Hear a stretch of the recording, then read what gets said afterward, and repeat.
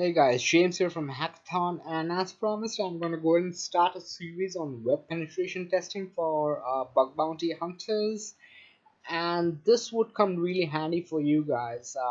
The tool that I'm using is bwap, or a very buggy web app. You can download that on your Kali or Ubuntu system, and you can run that.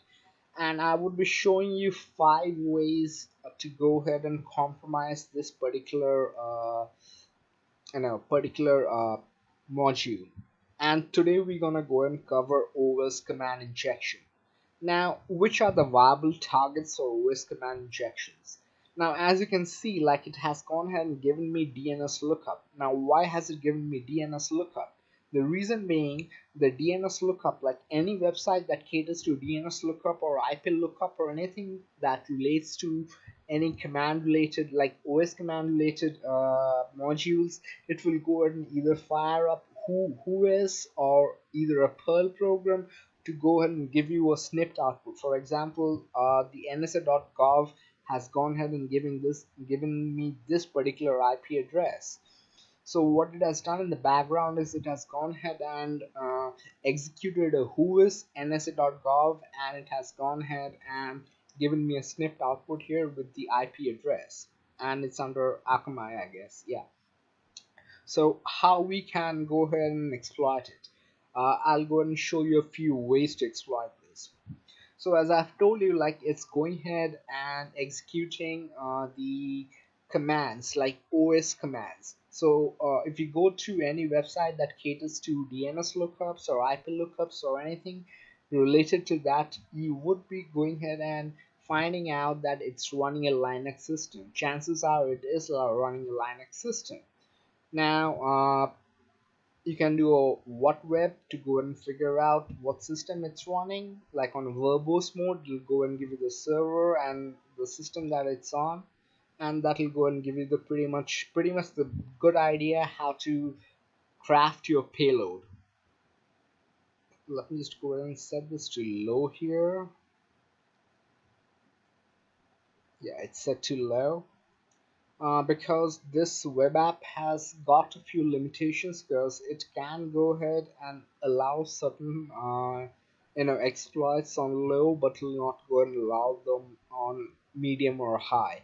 So I'm gonna start with low, and I'm gonna go to either medium or high. So the basic concept revolves around this. So if I go ahead and type in, let's say, who am I, semicolon hostname, what will happen? What do you think will happen here? It'll go ahead and execute both the commands. As you can see, whoami is root and hostname is Nautilus. So if I do a hostname Nautilus, the same concept applies for this as well.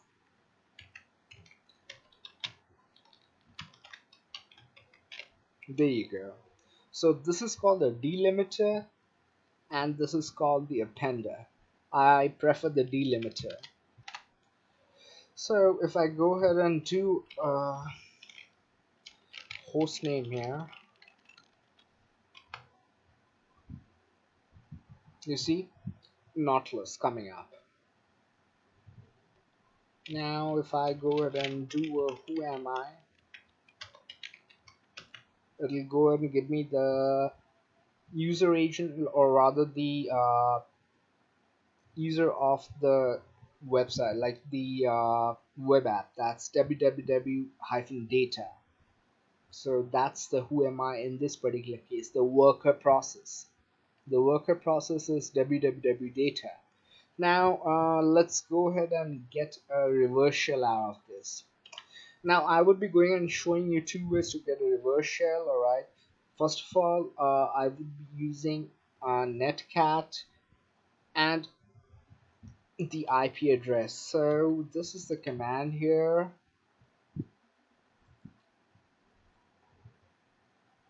That's my IP address, port number 8080-E, and the reason why I am using netcat.traditional is because some releases of netcat in certain Linux systems, they do not support the -E switch. So let me just go ahead and fire up the listener here.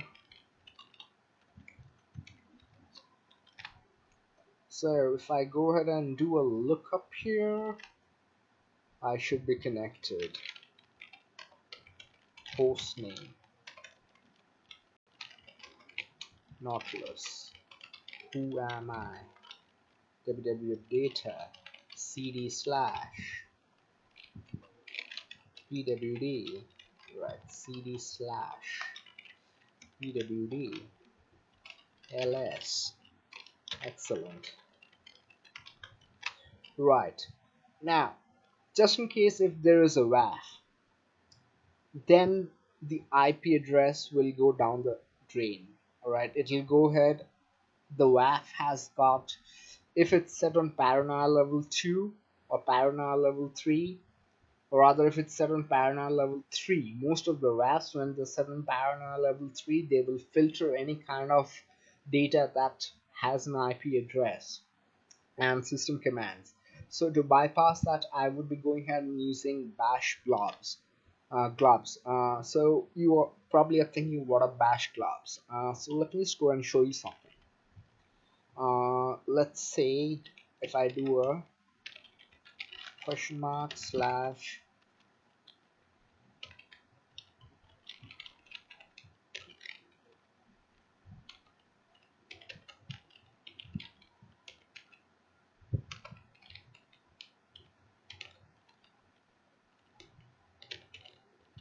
what do you think the output would be? That was my mistake. There we go.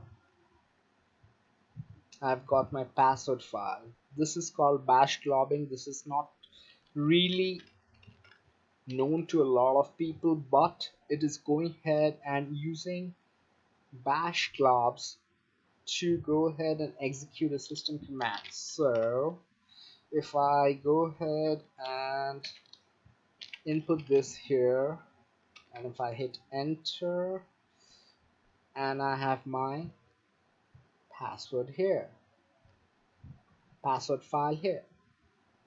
Now let me just go ahead and start a reverse shell. I've gone ahead and probably shown you the one without obfuscation. Now let me just go ahead and show you the one with obfuscation.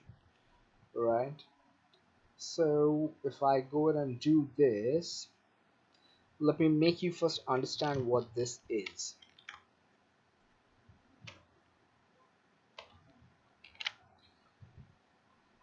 Right, so what I'm doing is like I'm calling nc.traditional, and this is the IP address in long format. This is my IP address. I have converted that to long format because most of the reverse shells, or rather most of the WAFs, they will not allow IP addresses to go through if the paranoia level is more than 2, right? So if it's 192.168.225.195, it will not allow it, but this is a number. The long format is a number, so it will always allow numbers. So this is my payload. Alright, this is my particular payload. So let me just go ahead and start a listener here first. So that's nc-lvp AT81 listening, and I'll go to this and I'll fire this up, and I'm connected, through an obfuscated payload. There we go. And if I do a ls, it'll go and give me everything. If I do a cd slash, if I want to go to the root folder pwd, it'll go and give me, there you go. So this is how you can go and get a reverse shell using an obfuscated payload that will bypass a few of the firewalls. I'm not talking about Cloudflare or anything, but will go and bypass quite a few firewalls. Let me just go ahead and cancel out of this. Right, let me just go and show you something. CD pwd, and I am where am I? pwd. I am root, or rather the other partition, ls. There you go.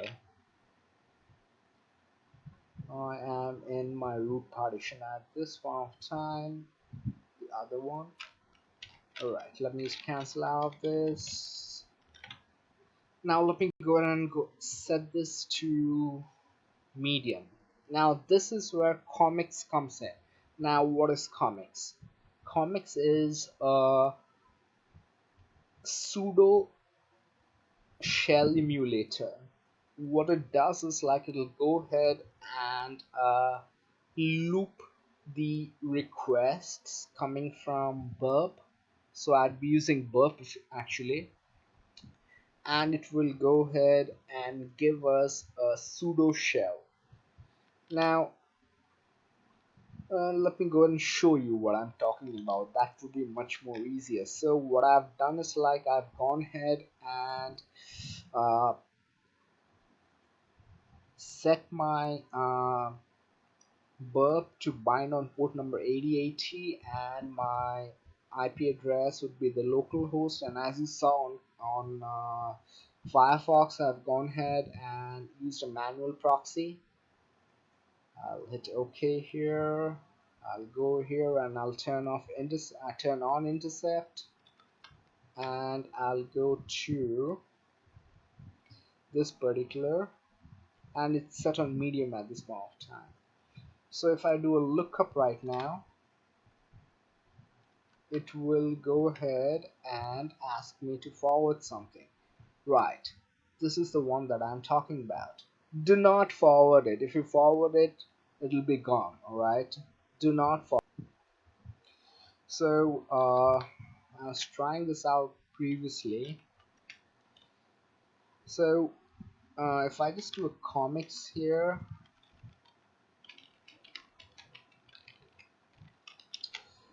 as you can see, it's an all-in-one OS injection and exploitation tool. What it does basically is it goes ahead and takes the URL, the cookie, the data, and goes ahead and keeps on looping it. It does not allow the server to complete the request. It will not allow the server to complete the request. It will keep on looping it within itself, and it will give you a pseudo shell with limited capabilities for view only. You will not be able to execute commands that will make system changes like copy, rename, delete, or anything like that, but you would be getting your OS shell. So let me just quickly go ahead and do that. So this is the syntax. Commix URL. This is the URL would be the refer from this particular section. So I've copied this, and I'll paste this here real quick.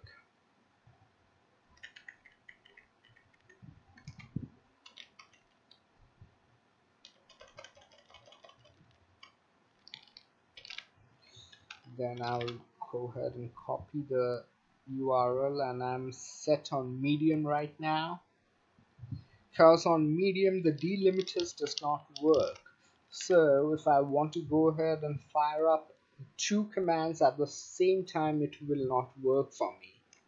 Right, so that's the reason why I have to go ahead and use Commix, but I would be looking into another ways to go ahead and find what I need actually, so that even with security level 3 I get a shell. So it's trying to go ahead, and I'll hit yes here. It'll go ahead and create a payload. This is the payload, and if it's asking me if I want a pseudo terminal, I'll say yes. And I have no shell. If I do a host name, it'll go ahead. Sorry.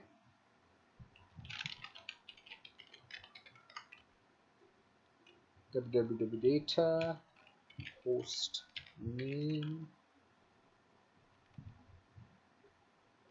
For some reason that's not executing, I'm not sure why, but sudo will not work, I know that for a fact. pwd, there we go. But you will not be able to go and copy data or remove data. I just did the ls worked fine, but the switches might not work. It'll go and give me the same output, and as you can see, like, the switches will not work because this is a pseudo terminal, right? And even if I try to go to cd slash, it will not work, it will throw an error. But I was able to go and get a shell on medium level, so I'll just allow this to forward.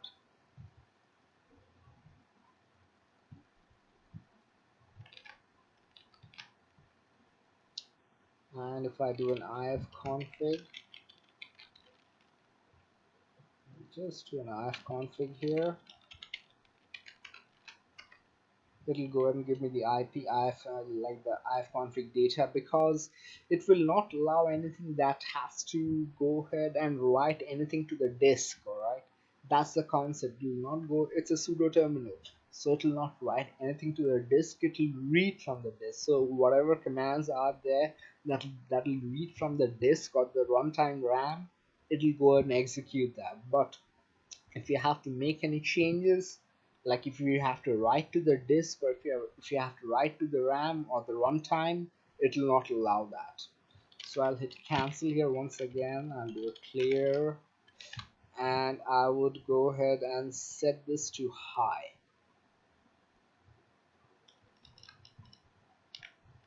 I have to forward this.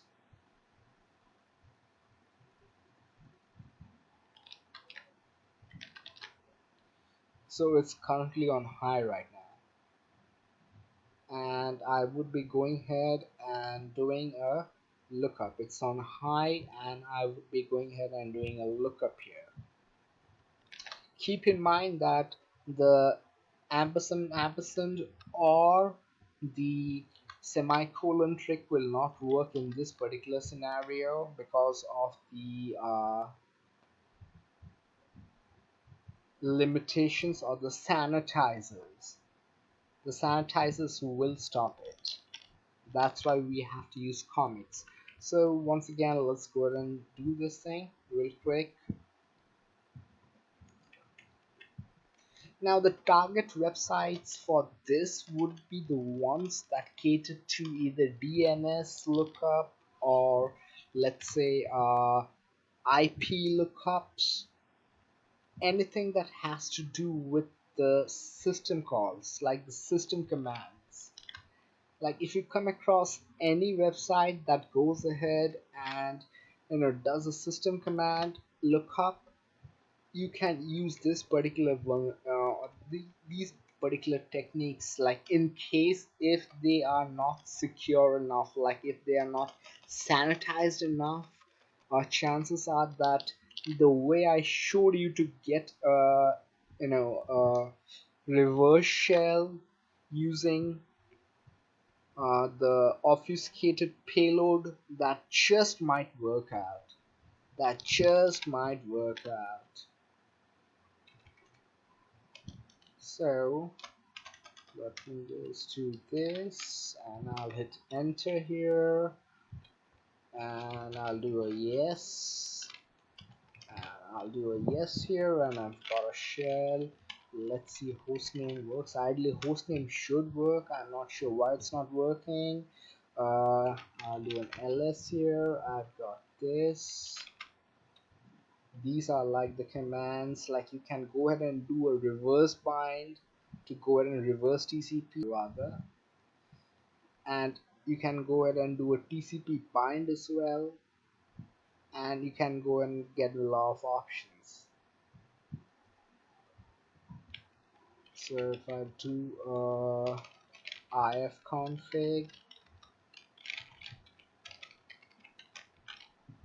it'll go and give me the ifconfig.